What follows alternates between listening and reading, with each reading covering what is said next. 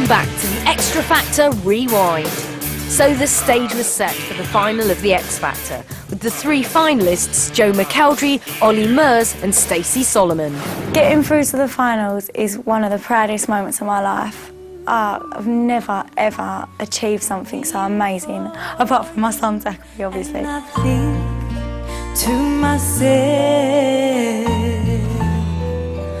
what a wonderful world. You continue to surprise me, and you thoroughly, thoroughly deserve your place here tonight. So that was the final, and the first performance of the Saturday night show was me singing Superstition. And I think at one point in it I actually nearly slipped over. Whoa! Everyone I know, the fans are asking as well, they're like, you know that bit when you walk along and you go, whoa? He goes, was that like part of the song? Because a lot of us think it might have been, and some of us think, no, was it? No, I was going to slip over.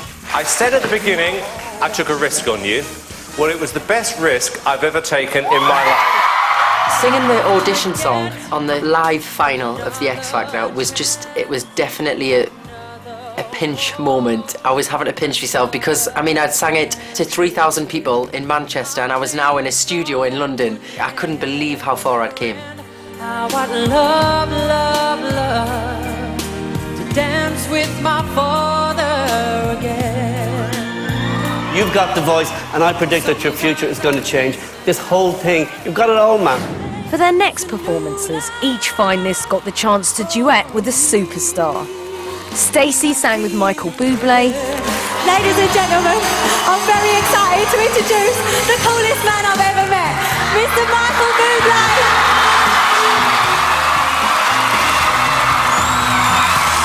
Dragonfly out in the sun, you know what I mean, don't you know?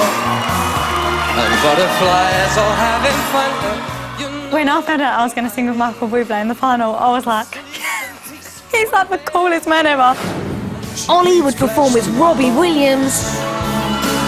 Where love is there, I'm loving angels instead. Oh, she offers me protection, a lot of love and affection. Well, I'm right. I always thought Robbie's performance was like two mates at a karaoke just having a laugh, you know, and I like that. That was what was really good about the performance. And Joe was joined on stage by George Michael. Meeting George Michael is a moment I'll never forget. I remember standing on the stage and I was by myself and I was waiting for him to come on for the sound check and I was like, what do I say to him? I was asking him, I was like, what do I say to him? Do I say hello, blah, blah, blah? And I was just going over the song in my head. I was like, I cannot forget it in front of the person that actually sings it. But losing everything is like the sun going down on me. And at the end of day one of the final, it was Stacey who was sent home. For some reason, I weren't upset at all. I was just like, I was relieved that I'd done it all. Like, it had all come to an end and I'd got right to the end and everything I've ever dreamed of happened. When Stacey got knocked out, it was obviously really sad to see her go, but knowing that you were in the final two from so many people. Going into the final against him was just, you know, I said to Joe, look, Joe was going, I'm really nervous. I said, you know what, Joe, we've come this far together. What a journey we've had, you know what I mean? Let's just go out there and enjoy it. He was like, okay, Ollie, I said, let's just go out there and have fun. Hello and welcome to this second night of the X Factor Final 2009. Now only two acts remained and only one could be crowned the winner. The last chance the final two had to impress was also a taste of things to come, as they both sang the song that would be released as the winner's single, The Climb.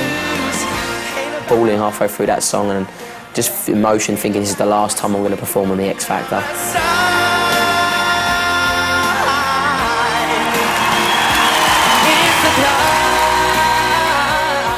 For some reason, I'd got all the way through and I'd managed to control my nerves. And then on the one, probably the most important song, I went to pieces. As the votes came in, all the finalists returned to the stage to sing with the music legend Paul McCartney. Meeting Paul McCartney and getting to sing with him on stage, I mean, he is a legend. Oh my God, that's all I could say when I walked on stage with Paul McCartney. I don't know how I managed to do it and how I managed to stand next to him on stage. With Paul McCartney and all the X Factor contestants, it just goes to show you how big the X Factor is.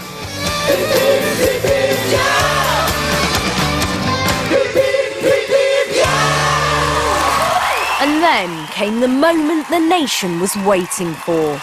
And then when we walked out toe-to-toe with Joe at the end with the judges, Simon, and Simon was just as nervous as me, you know, he didn't know what to think. He was just like, what's going to happen? When the winner was being announced, it was the longest minute of my life. I kind of just put my head onto Cheryl's shoulder and I was just thinking, right, this cannot happen. I cannot win this competition.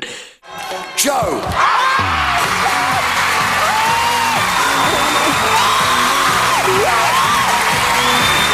It was kind of like, I didn't hear my name being called, and then Cheryl just pushed us, and I was like, oh my God, I must have actually won. It was funny.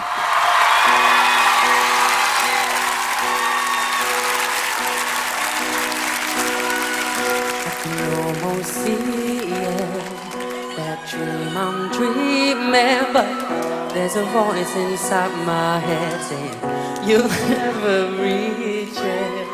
When Joe won, I was over the moon for him. I don't think he dropped a note the whole time. It was like an angel singing. You know, he just, every single week, he went out there and just smashed every single song, which is amazing.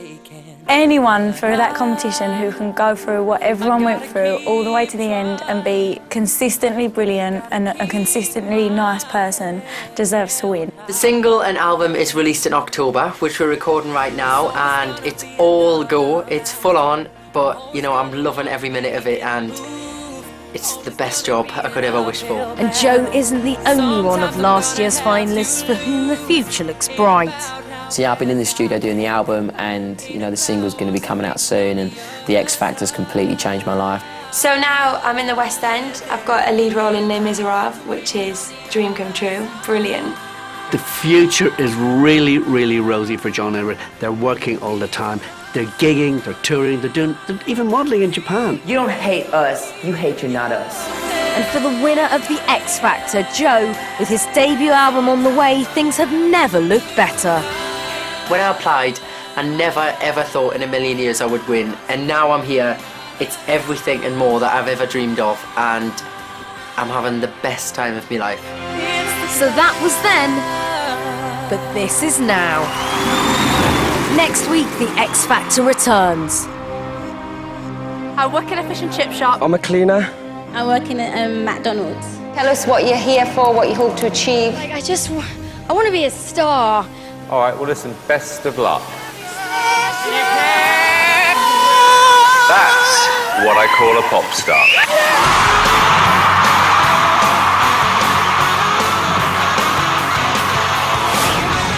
You sexy. Can I sing again? Sorry, I'm so sorry. You're panicking. Just take a deep breath and cue the music.